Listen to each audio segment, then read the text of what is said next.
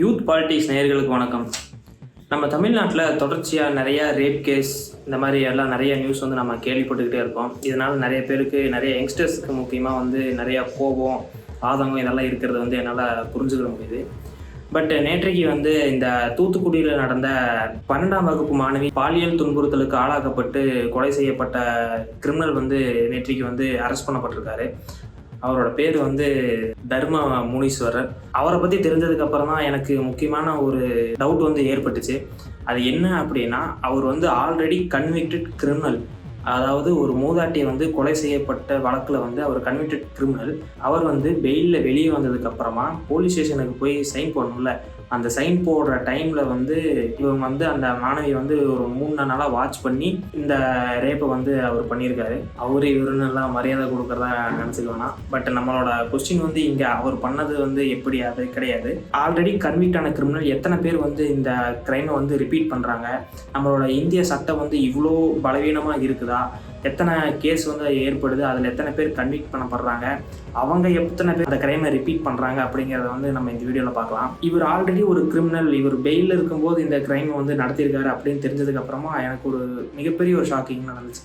ஏன்னு பார்த்தோம்னா, கடந்த 2-3 வருஷத்துக்கு முன்னாடி நாங்கள் சில பேரை வந்து இன்டர்வியூ எடுத்துகிட்டு இருந்தோம். அவங்க வந்து ஆல்ரெடி ஒரு கிரைம் பண்ணி கிரைம்லேருந்து வெளியே வந்தவங்க. அதாவது ஆல்ரெடி சின்ன பசங்க நிறைய பேர், அவங்க சின்ன வயசுலேயே வந்து இந்த ஸ்கூல் படிக்கும் போதே வந்து போதைப் பொருளுக்கு அடிமையாகி அந்த ஏரியாவில் இருக்க சின்ன சின்ன ரவுடிங் கூட எல்லாம் சேர்ந்து அவங்க ஒரு கிரைம் பண்ணி ஒரு கொலை பண்ணுறதா இருக்கட்டும், இல்லை போதைப் பொருளை கடத்துறதா இருக்கட்டும், இந்த மாதிரி சின்ன சின்ன விஷயத்தில் மாட்டி போலீஸ் ஸ்டேஷனுக்கு போனவங்க நிறைய பேர் வெளியே வந்து திரும்பி நிறைய பேர் நல்லவனா வாழ்வாங்க. ஏன்னா டீனேஜர்ஸில் வந்து அவங்களுக்கு நல்லது எது கெட்டது எதுன்னு அந்த புரிதல் இருக்காது. அவங்க வந்து ஒரு வேகத்தில் வந்து அவங்க ஒரு தப்பு செஞ்சிடறாங்க. ஒரு 25 வயசுக்கு அப்புறமா அவங்களுக்கு வந்து லைஃப் ரியாலிட்டி வந்து புரியுது. அவங்களுக்குன்னு ஒரு ஒய்ஃபு, ஃபேமிலி இதெல்லாம் ஆனதுக்கப்புறமா அவங்க கிரைம் பண்ணாமல் பட் அவங்க நார்மல் ஜாப்ஸ்க்கு வந்து போக ஆரம்பிக்கிறாங்க. அவங்க நிறைய பேர்கிட்ட நாங்கள் பேசும்போது அவங்க என்ன சொல்கிறாங்க அப்படின்னா, அவங்க ஏரியாலேயோ இல்லை அவங்க சுற்றி இருக்கிறதுலையோ அவங்க ரிலேஷன்லையோ எதனா ஒரு கிரைம் நடந்துச்சுன்னா இவங்கள தான் வந்து ப்ளேம் பண்ணுறாங்க. இவங்க தான் ஃபஸ்ட்டு அக்யூஸ்டாக கூப்பிட்டு போகிறாங்க. இதனால் அவங்களுக்கு எங்கேயுமே வேலை கிடைக்கிறதில்ல, அவங்களோட வாழ்க்கை வந்து பாதிப்பு ஏற்படுது. தெரிஞ்சோ தெரியாமலோ ஒரு கிரைமை வந்து முன்னாடி செஞ்சுட்டாங்க. பட் திருந்தி வாழணும்னு நினச்சாலும் போலீஸ் விட மாட்டாங்க. போலீஸ் விட்டாலுமே அவங்களோட ஃப்ரெண்ட்ஸ், அவங்களோட சர்க்கிள் வந்து அவங்கள வந்து திருப்பி கிரைம் பண்ணுறதுக்கு வந்து தூண்டிகிட்டே இருக்குது. அவங்களால வந்து திருந்தி வாழணும்னு நினச்சா கூட அவங்களால முடியல அப்படிங்கிற மாதிரி நிறைய பேர் அவங்க மனம் வருத்தப்பட்டு நிறைய பேர் பேசியிருந்தாங்க. இந்த இடத்துல எனக்கு என்ன அப்போ எனக்கு புரிஞ்சுது அப்படின்னா, சின்ன வயசில் தெரியாமல் பண்ணிட்டாங்க, அதுக்காக திருந்தி வாழணும்னு நினைக்கிறாங்க. அதற்கான ஸ்பேஸ் வந்து நம்ம சொசைட்டி கொடுக்கல அப்படிங்கிறது வந்து ஒரு புறமாக இருக்கும் பட்சத்துலேயே இவங்க நிறைய பேர் வந்து பண்ண கிரைமே ரிப்பீட் பண்ணிக்கிட்டே இருக்காங்க. அதுவும் ஒரு புறம். நம்ம நிறைய படத்தில் கூட பார்த்துருப்போம். நிறைய பேர் வந்து கிரைம் பண்ணியிருப்பாங்க, அவங்க திருந்தி வாழணும்னு நினைப்பாங்க. பட் போலீஸ் வந்து அவங்கள பிடிச்சிட்டு போயிடுவாங்க, அவங்கள டார்ச்சர் பண்ணுவாங்க, திருப்பி அவங்க மேலேயே கேஸ் போடுவாங்க. இந்த மாதிரி நம்ம நிறையா பார்த்துருப்போம். இதனால் இந்த பாயிண்ட் ஆஃப் வியூவில் நம்ம பார்த்தோம் அப்படின்னா, கேஸை வந்து முடிக்கிறதுக்காக அவங்க ஆல்ரெடி இருக்க கிரிமினலே வந்து நீ பண்ணியிருப்படா அப்படிங்கிற மாதிரி சொல்லி அவங்க மேலே கன்விக்ஷன் பண்ணிட்டு இருப்பாங்க. ஆனால் ஒரு ஸ்டாட்டிஸ்டிக்ஸ் என்ன சொல்லுது அப்படின்னா, இந்தியாவில் ஒரு நாளைக்கு வந்து 17,000 கிரைம்ஸ் வந்து நடக்கலாம். அதாவது சிம்பிளாக சொல்லணும் அப்படின்னா, ஒவ்வொரு 5 செகண்டுக்கும் ஒரு கிரைம் வந்து போலீஸ் ஸ்டேஷனில் வந்து ரெக்கார்ட் செய்யப்படுது. அதாவது ஒரு வருஷத்துக்கு 62 லட்சம் கிரைம் வந்து போலீஸ் ஸ்டேஷனில் வந்து எஃப்ஐஆரில் பதிவு செய்யப்படுது. இதில் 20 லட்சத்துக்கு மேற்பட்ட கிரைம் வந்து தமிழ்நாட்டில் இருந்து மட்டும் ரெஜிஸ்டர் ஆகுது. இப்போ வந்து நம்ம எல்லாத்துக்கும் என்ன தெரியும் அப்படின்னா, தமிழ்நாட்டில் தான் வந்து மிகப்பெரிய கிரைம் நடக்குதா, தமிழ்நாடு வந்து சேஃப் இல்லையா, யூபி, பீகார், அதாவது நார்த் இந்தியாவை விட நம்ம ஊரில் வந்து அதிக கிரைம் நடக்குதுங்கிறா அப்படிங்கிற ஒரு பாயிண்டில் வந்து நம்ம பார்க்கக்கூடாது. அங்கே கிரைம் நடந்தாலுமே அவங்க போலீஸ் வந்து கேஸ் எடுக்க மாட்டாங்க, ஆக்ஷன் எடுக்க மாட்டாங்க. பட் நம்ம ஊரில் அப்படி கிடையாது. எந்த கேஸ் நடந்தாலுமே அதுக்கு ஒரு எஃப்ஐஆர் போடுவாங்க, ஆக்ஷன் எடுப்பாங்க, அட்லீஸ்ட் ஒரு பேச்சுவார்த்தையாக நடந்து அதை சொல்யூஷன் வந்து கொண்டு வருவாங்க.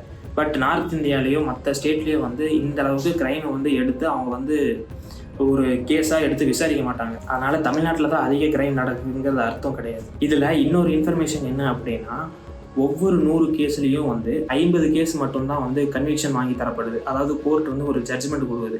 20 கேஸ் வந்து நாட் ப்ரூவன், அதாவது அவங்களால வந்து அந்த கேஸை வந்து சொல்யூஷன் பண்ண முடியாத ஸ்டேஜ்லேயே இருக்குது. இதில் 30 கேஸ் வந்து ஸ்டில் பெண்டிங், கோர்ட்டில் வந்து ட்ரையல்லே தான் இருக்குது. Justice delay is justice deny அப்படின்னு சொல்லுவாங்க. அது மாதிரி 30 கேஸ் வந்து ஒவ்வொரு 100 கேஸுக்கும் வந்து ப்ரூவ் பண்ணாமல் ட்ரையல்லையே இன்னுமே இழுத்தடிச்சிக்கிட்டு இருக்காங்க. இப்போ நம்ம பார்த்தோம்னா 100 கேஸில் வந்து 50 கேஸுக்கு வந்து கன்விக்ஷன் வாங்கி தராங்க அப்படின்னு.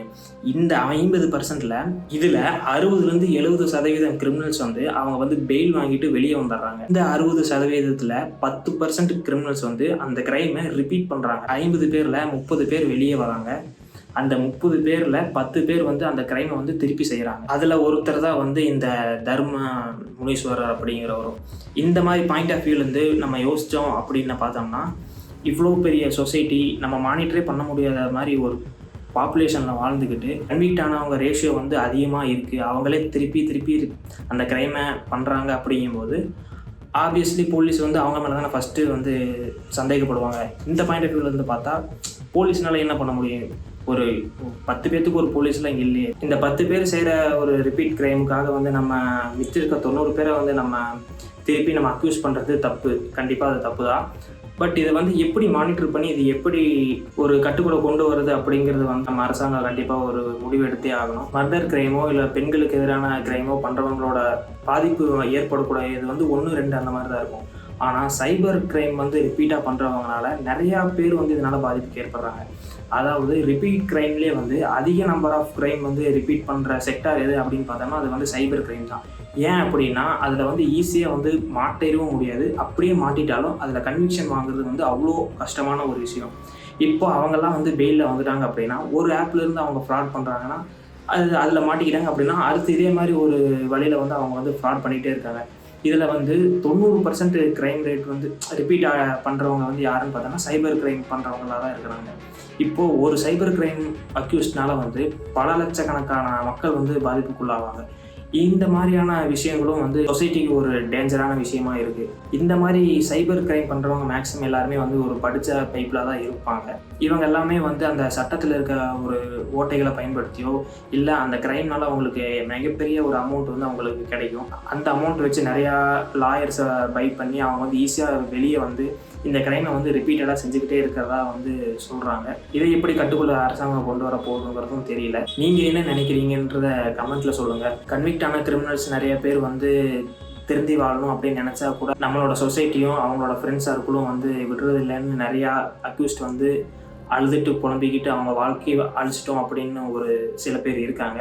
பட் க்ரைம் பண்ணுறதே வந்து அவங்களோட வாடிக்கையாக வச்சுருக்கிறவங்களும் சில பேர் இருக்காங்க. நீங்கள் என்ன நினைக்கிறீங்க? இந்த மாதிரி ரிப்பீட்டட் க்ரைம் எல்லாம் வந்து எப்படி நம்ம வந்து கட்டுக்குள்ளே கொண்டு வர்றது? இல்லை இந்த இந்தியாவோட சட்டம் வந்து அவ்வளோ வீக்காக இருக்கா? கிரிமினல்ஸுக்கு வந்து சாதகமாக இருக்கா? இவங்க அதை வந்து யூஸ் பண்ணி நிறையா க்ரைம் வந்து தொடர்ச்சியாக பண்ணிக்கிட்டு இருக்காங்களா அப்படிங்கிறதும் நீங்கள் கமெண்ட்டில் சொல்லுங்கள். இதற்கான தீர்வாக என்ன பண்ணலாம் அப்படிங்கிறதும் கமெண்ட்டில் சொல்லுங்கள். நன்றி.